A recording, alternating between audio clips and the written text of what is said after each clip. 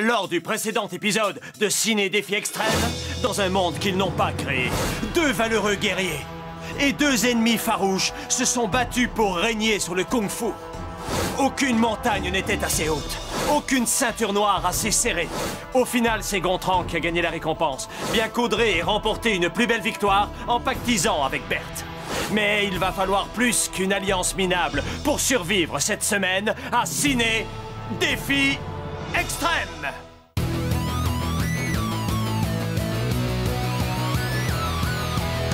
Je vais très bien, mes chers parents.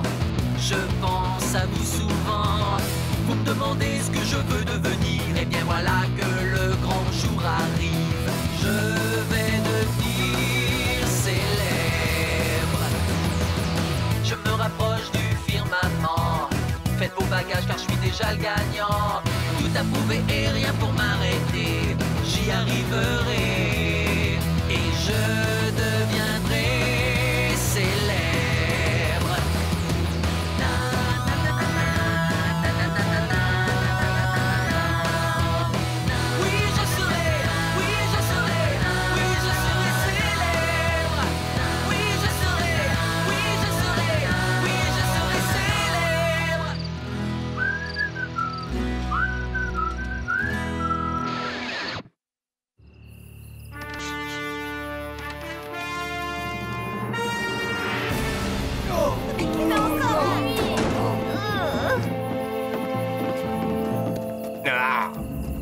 Mon dos.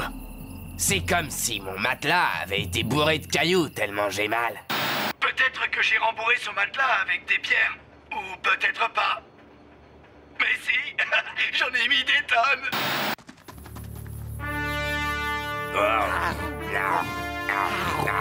Non mais tu les as vus, Berthe? On dirait des hommes des cavernes.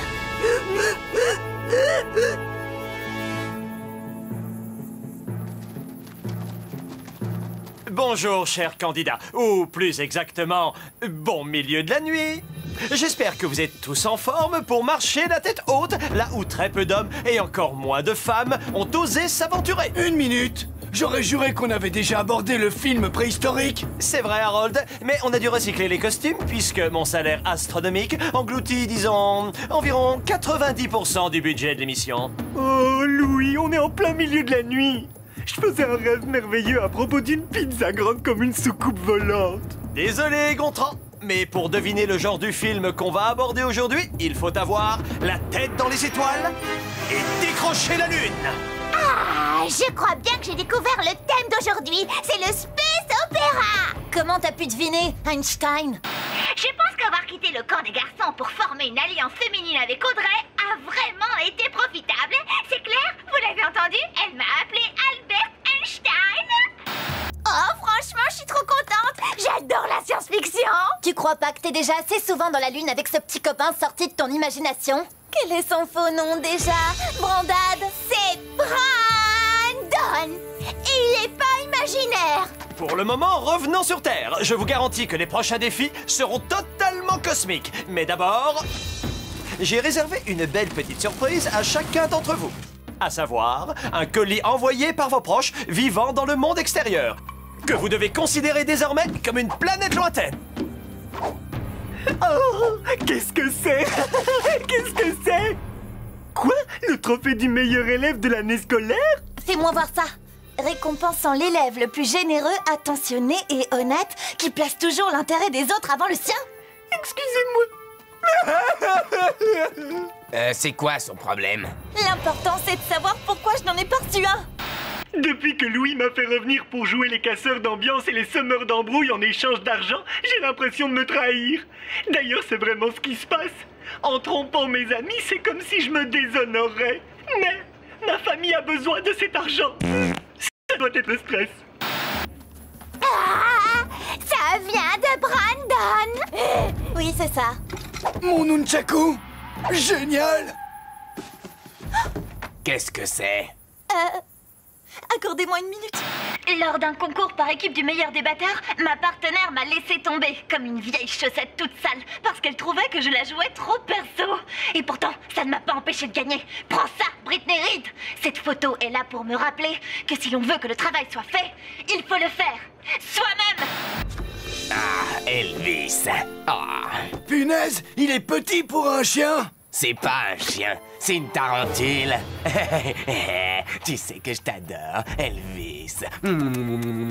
Mon ami. Si je peux me permettre, la tarentule fait bien partie des 4 araignées les plus venimeuses du monde. Elle est dangereuse uniquement quand elle est effrayée par un gros bruit. Ah, fiche le camp, fiche le camp, fiche le camp. Elvis, non, garde ton venin mortel.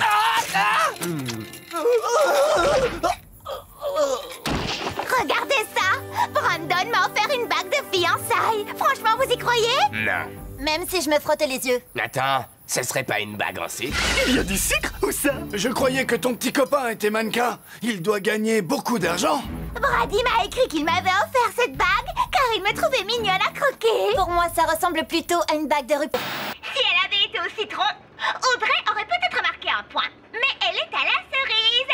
Et tout le monde sait que la cerise, c'est le fruit de l'amour. Et maintenant, il est grand temps de faire le grand saut dans l'inconnu.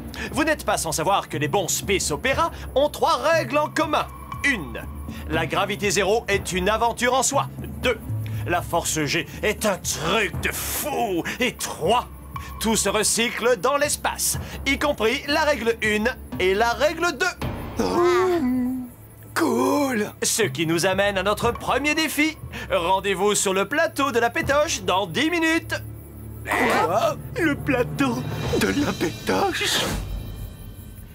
Pour atteindre la gravité zéro, il faut voler dans un avion qui effectue une parabole. C'est-à-dire qui monte rapidement et qui descend en piqué tout aussi soudainement. Mais vu la flambée des prix du kérosène, vous devrez vous contenter d'une simulation à bord de cette navette de substitution, qui peut atteindre une vitesse suffisante pour vous permettre de rester en permanence en apesanteur.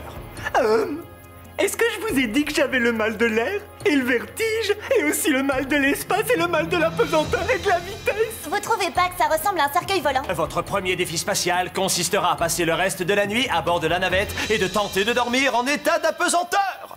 C'est à la portée du premier venu. Si j'étais vous, je m'accrocherais solidement à n'importe quoi, parce que vous allez déguster. Ouais! Déguster dans le sens souffrir. 6, 5, 4, 3, 2, 1, décollage! Ne me laissez pas mourir! Ne me laissez pas mourir! Ne me laissez pas mourir! Hein? C'est trop génial! Salut les astronautes, la nuit n'est pas encore finie, alors tâchez de dormir, si vous le pouvez. Hugo, tu peux me prêter ton oreiller? Le mien est en train de dériver quelque part. C'est pas possible, bébé. Je l'ai déjà prêté à Elvis. L'apesanteur, ça peut être dangereux pour les petits bouts de chou. Comme si j'étais le genre de fille à passer après une tarentule. Oh, je déteste cette horrible bestiale toute poilue, qui est en plus son petit bout de chou. Oh. Oh, qu'est-ce que t'es maligne, Berthe? Tu as accroché ton casse-croûte à ton doigt comme ça. Tu n'es pas obligé de lui courir après. Qu'est-ce que tu veux? C'est l'un des nombreux avantages d'être une femme entretenue. Et tu comptes le finir? Je crois que tu commets une grave erreur en voulant jouer les femmes fidèles. Pourquoi se contenter d'une seule personne alors qu'on peut les avoir toutes? Comme moi, par exemple. Oh là là! Harold est trop dingue de moi! C'est le pouvoir irrésistible de la bague au doigt! Tous les garçons veulent avoir ce qui leur est inaccessible! Ici Houston, vous avez un problème. Vous avez été heurté par un astéroïde et votre système de commande est grillé. Quelle est la solution? Quelle est la solution? Je pense qu'il faut faire la même chose que dans les films catastrophes. Débrancher le pilotage automatique pour passer en commande manuelle. Vite, que l'un de vous attrape le joystick.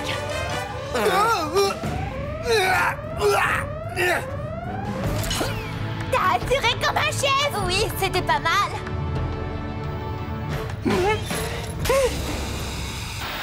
Oh, je suis maléfique. Maléfique. Oh oh! Apparemment, il y a un trou dans le fuselage. Vous avez exactement 10 minutes pour le boucher, avant de manquer d'oxygène. Ça va aller, Elvis. Papa est là, n'est pas peur. Je préconise de boucher le trou et en vitesse avec un machin en forme de hublot suffisamment gros et souple à la fois. Quoi? Pourquoi vous me regardez comme ça? Pacte entre filles. Pacte entre filles.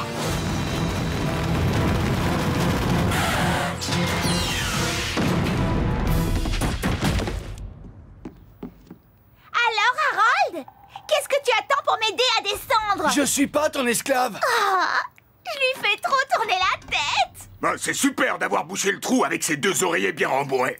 Chef, ce ne sont pas des oreillers. Je ne sais pas ce que ça peut être. En tout cas, ça me chatouille. Bien joué, les filles. En ayant eu le bon réflexe, vous avez sauvé le groupe. Ouais, le pacte entre filles est une réussite. Pas vrai, Audrey? Ouais, super. Par conséquent, comme récompense, vous pouvez choisir l'ordre de passage des candidats pour relever le prochain défi. Oh, j'ai une idée. On n'a qu'à passer les premières comme ça. C'est bon, Louis, on a fait notre choix. On commencera par Harold, puis Gontran, Hugo, Berthe, et la meilleure pour la fin, moi. En passant la dernière, je pourrais regarder les autres tenter vainement de gagner le défi. Comme ça, j'en tirerai les leçons. Ma mère peut être fière de sa fille adorée.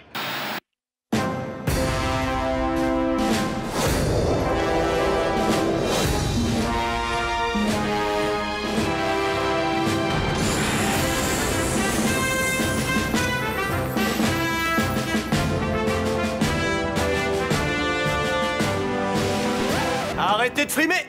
Écoutez-moi bien.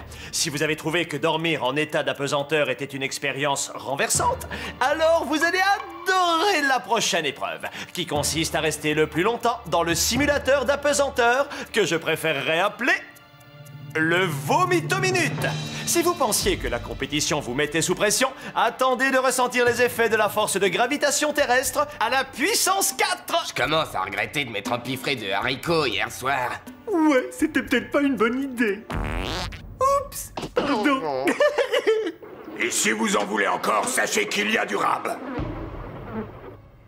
Bon, eh ben d'accord, mais juste un bol alors. Je vous rappelle que c'est Audrey et Berthe qui ont choisi l'ordre de passage. Harold, à toi l'honneur. Génial. J'aurais pas apprécié de passer le dernier dans un machin appelé Vomito-Minute. C'est sympa d'avoir pensé à tes camarades, Audrey. Non, attends, j'ai changé d'avis. Je veux passer la première. Trop tard, l'ordre a déjà été établi. C'est maintenant que je dois te remercier, je suppose. C'est sur ce genre de problème que je voulais attirer l'attention d'Audrey. Mais est-ce qu'elle m'a écoutée? Non. Et maintenant, on est toutes les deux dans le pétrin. Notre alliance féminine ne pouvait pas commencer plus mal.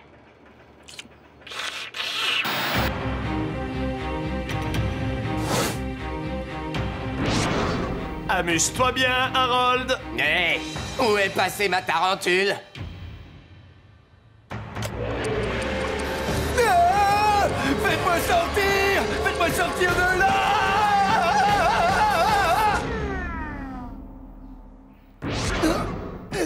7 secondes 6 dixièmes. C'est un temps minable. Harold, pour la dernière fois, je ne suis plus encore à prendre. Est-ce que j'ai bien fait de lui avoir dit ça? Au début, oui, mais maintenant, je vois la peine qu'éprouve ce pauvre Harold. Je ne sais plus quoi penser. Il ressemble à un petit chien qui bave d'amour. Il est franchement pathétique, mais dans le sens gentil du terme. Si j'étais le dernier homme vivant perdu dans l'espace, et Berthe la dernière femme, alors peut-être que ce serait envisageable. Mais ici sur Terre, plutôt mourir. Vous imaginez un peu la réaction de Léchona et de Marilou? Je ne peux pas faire ça à ces demoiselles. Où est mon Elvis? Oh. Non, Elvis! Ça va aller. Elvis est dans un monde meilleur à présent. Oui, n'importe où sauf ici. Peut-être qu'à partir de maintenant, Hugo s'intéressera à quelqu'un qui n'a pas de poils aux jambes. Moi! Ça craint. J'ai le cœur en vrac. Mais en même temps, je me sens beaucoup mieux. C'est pas toujours évident de savoir que l'adorable petite bête qui partage votre lit peut vous tuer dans votre sommeil. Enfin, j'aurais plus besoin de dormir avec une batte de baseball planquée sous mon oreiller. File-moi une seule bonne raison de ne pas te démolir le port... Ouais! Je savais bien que je pouvais t'en coller une grâce à mon pouvoir paranormal. C'est à cause de ce maudit matelas. J'ai mal au dos comme si on m'avait poignardé. Qui t'a poignardé dans le dos? C'est pas moi. Je suis un chic type, pas un traître qui fait ses coups par derrière sur la tête de ma mère. Je vous jure que c'est vrai. Y a rien à voir. Circulez. Je suis pas fait pour mener une vie criminelle. La culpabilité me dévore plus vite que mon estomac digère un hamburger. Je devrais arrêter, mais j'ai besoin d'argent. Alors quelqu'un doit payer pour que je puisse l'empocher. Vas-y, Gontran, c'est à toi. Harold a été nul, mais il n'a pas vomi, alors tu vas pouvoir faire un tour de manège sans te tâcher.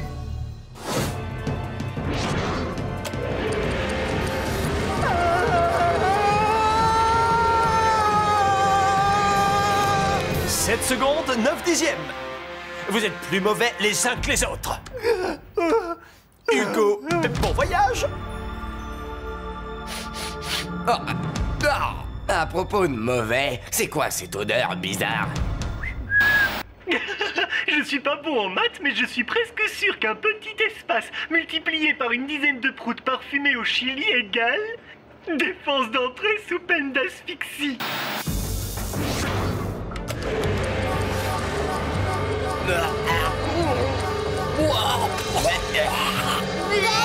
J'imagine que tu es fier de toi.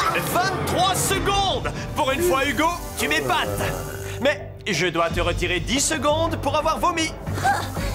Qu'est-ce que tu peux être dégoûtant? Comment as-tu pu oser me faire ça? Au moins, ce petit tour m'a remis la colonne vertébrale en place. J'ai plus mal. Tu veux parier? Il ne reste plus que vous deux. Berthe, votre carrosse couvert de vomi est avancé.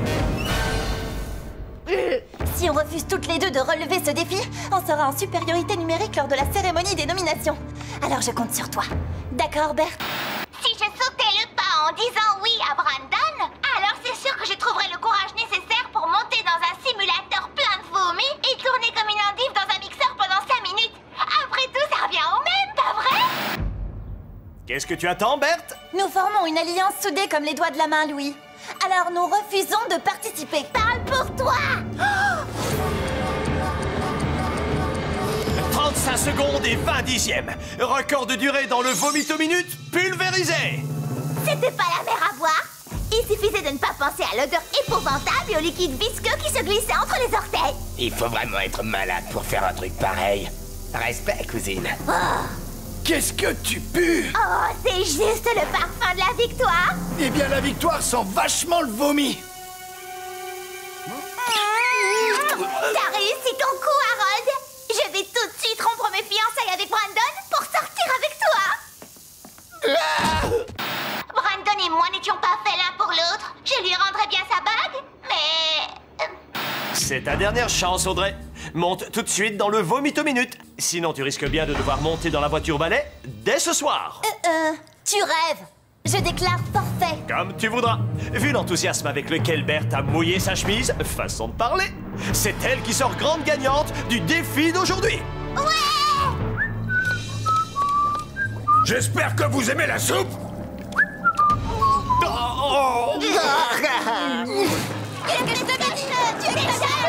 Waouh, on dirait que ça chauffe dans la caravane des filles. Ouais, c'est la guerre entre la belle au bois dormant et la moche au bois gerbant. J'adore les crêpages de chignon. Moi aussi, j'adore les crêpages de chignon. Ou plutôt les crêpages de natte. Celles qui se font avec des petits élastiques. Comment as-tu pu t'opposer à moi comme ça? Ça t'apprendra à être aussi autoritaire et méchante avec moi. Si c'est vraiment ce que tu penses, alors le pacte entre filles est rompu. Ok. Comme d'habitude, j'aurais mieux fait de me débrouiller toute seule. Au moins, on ne risque pas d'être trahi. À partir de maintenant, je ne pactiserai qu'avec moi-même. Comme ça, je serai plus tranquille. Yo, alors ça boum, mon frère. Qu'est-ce que tu veux, sale traître? Enfin, de quoi tu parles? Il n'y a pas de traître par ici. D'ailleurs, je ne sais même pas ce que ce mot veut dire. D'après les calculs que j'ai pu effectuer, tu étais la seule personne qui n'était pas avec le reste du groupe quand le hublot a explosé. Alors, est-ce que tu peux me dire où tu étais? C'est pas en pétant que tu vas t'en tirer, Gontran. Tu aurais pas quelque chose à te reprocher? Ah, bon sang, j'aurais pas dû t'interroger. Les maths ne mentent pas. Mais apparemment, Gontran le traître ne se gêne pas. Aïe!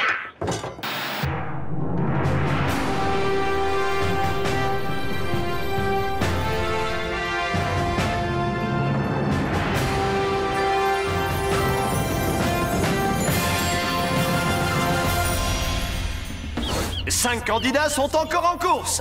Mais il n'en restera plus que 4 à la fin de cette cérémonie. Veuillez procéder au vote. Ça t'apprendra à avoir assassiné Elvis. Bye bye, gros traître. Harold est contre moi, j'en suis sûr. Le pacte entre filles est rompu. Reculez, enfin. Si on appelle ça un vote secret, c'est pas pour des prunes. Ceux qui repartiront avec une statuette sont... Bert, Gontran, Hugo Hey, et... Audrey. Oh. Désolé Harold, mais tu dois monter dans la voiture balai. dommage qu'Elvis t'ait pas piqué.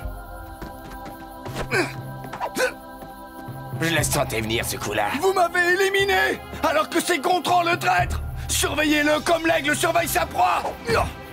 Non, attendez, comme le faucon, parce que sa vue est nettement supérieure. Au revoir, Harold.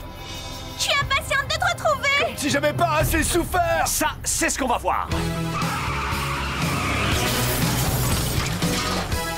Et vous verrez combien les 4 derniers candidats vont souffrir prochainement dans Ciné Défi Extrême.